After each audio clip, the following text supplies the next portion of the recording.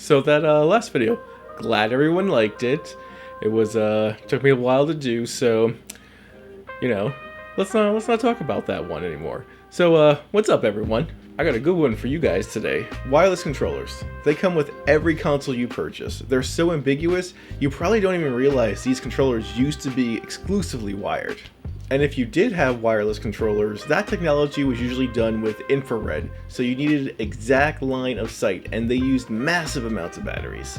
But today, we're going to talk about the controller that kicked off the wireless trend. And while it's sought after among collectors, and can be considered the design that led the way for standardizing wireless technology, it's a controller most people don't even know about unless you're part of that Nintendo crew.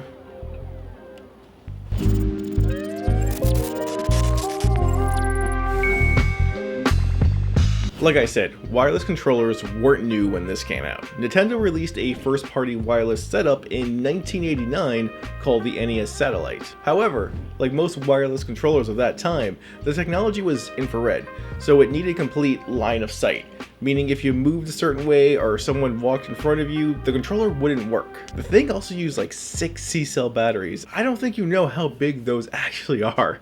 Plus, it wasn't actually a wireless controller. Instead, it had ports for wired controllers. There were prototype controllers shown off, but they were never released. Now, RF really wasn't a thing for controllers in the 80s. The technology behind it was there, but this was before advancements in integrated circuits, so the tech was bulky and expensive. Just look at the Atari CX42 controllers, which used radio frequency, and just imagine how annoying it must have been holding something that large while also attaching a receiver almost half the size of the Atari, all while keeping this in some sort of living room entertainment center. This is why every console manufacturer was just like, "F it, here's a 15-foot cord, go to town." Obviously, that was resolved with the WaveBird. Utilizing a 2.4 GHz frequency, officially the controller could go as far as 20 feet or 6 meters, but reports have said you could be anywhere from 60 to 70 feet or 18 to 21 meters. But hang on, this is DesignerCore, so we're going to talk more about the design side of the WaveBird and keep the tech side to someone like SpawnWave, who actually knows what they're talking about, who just so happens to have a great video about the tech inside the WaveBird, so you should definitely check it out here. Anyway, first off, it's designed to look like a GameCube controller. And that's important because even after this controller was released, third-party manufacturers were all over the place with the wireless controllers, and they never looked like first-party controllers. Now, I'm sure some of that was due to licensing issues, but even the best PS2 wireless controller doesn't look like a PS2 controller outside of the PlayStation logo and the icons. It actually looks cheaper than a wired PS2 controller. This is actually a great PS2 wireless controller option though. If you roll like me and daily drive retro consoles, totally get this. I can't believe I called the PS2 retro. I'm gonna need a moment here. Am I that old? What am I doing with my life? I should sell all my controllers and get a boat. Anyway, just a quick sidebar, if you want to learn more about PlayStation controllers, I did a complete history and design of them here. So check that out because I spent a lot of money on these guys, and actually, Nintendo and Sony have more in common than you might think, and I touch upon that in the video, so check it out. Anyway, these wireless third-party controllers were designed cheaply and sometimes extremely poorly built. Issues with connecting or buttons breaking, in addition to questionable design choices, made you really not seek these options out. So, as you might have guessed, it was extremely important that the WaveBird looked, felt, and acted like a first-party wired GameCube controller. Love it or hate it, the GameCube controller was designed perfectly to work with Nintendo's first-party games. Nintendo has a way to make controllers that apparently only they know how to design games for, but specifically, if you played with a wired GameCube controller, this would feel no different outside of a slight weight increase and no rumble, which I believe they did because Nintendo was afraid it would ruin battery life.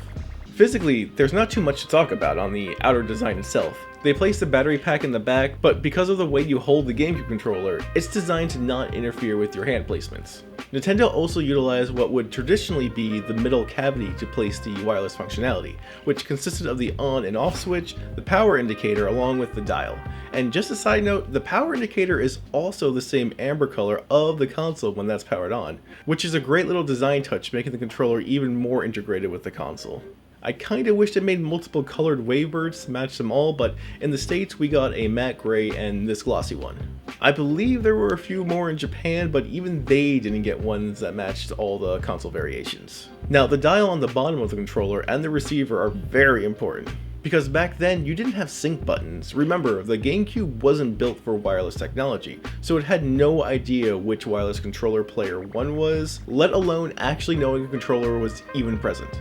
The receiver and controller were both designed with dials, so if your controller was set on 4 and the receiver was set on 4, they both were able to connect to each other. It had 16 numbers because you could sync up to 16 controllers in one room, and you might be wondering, how do you get 16 out of 4 ports? Well, I got an answer for you.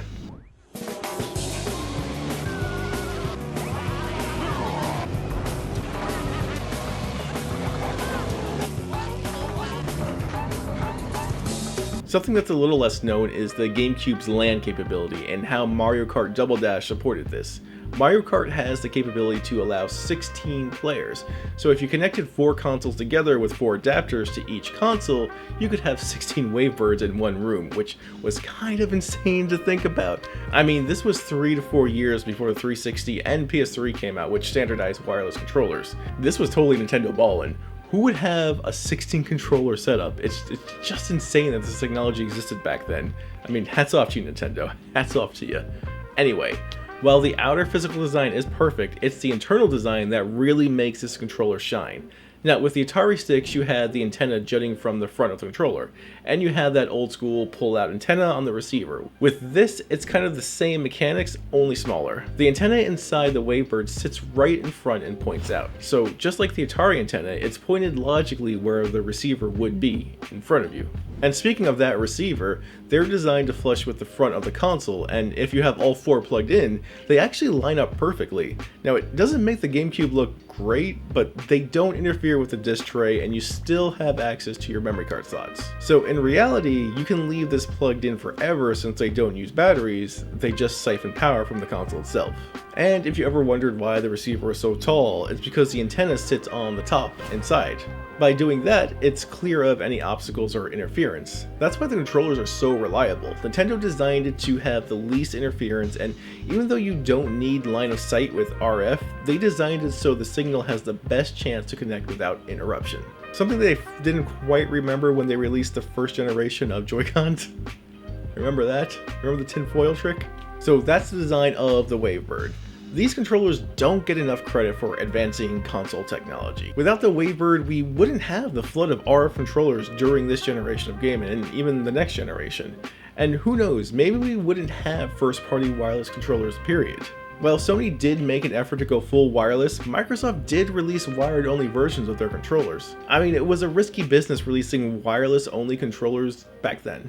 And I believe with the 360, the wireless controller was only for the higher end version of the 360. So yeah, think about that. If you never upgraded, it wouldn't be till the Xbox One that you got a true wireless controller. And yeah, while the convenience was there, making it easy to connect, I truly believe it was a design that set the WaveBird in leading the future. Nintendo designed these controllers to look, act, and feel like GameCube controllers. They didn't try to over-design or redesign them. The old saying goes, if it ain't broke, don't fix it, and that's exactly what Nintendo did here. They ushered in a whole new way to play console games and laid the foundation of how wireless controllers should look and act. Even though we've moved on to Bluetooth, that same mechanic RF controllers used is still there today, minus an external receiver. So, thanks for watching. Have you ever used a WaveBird before?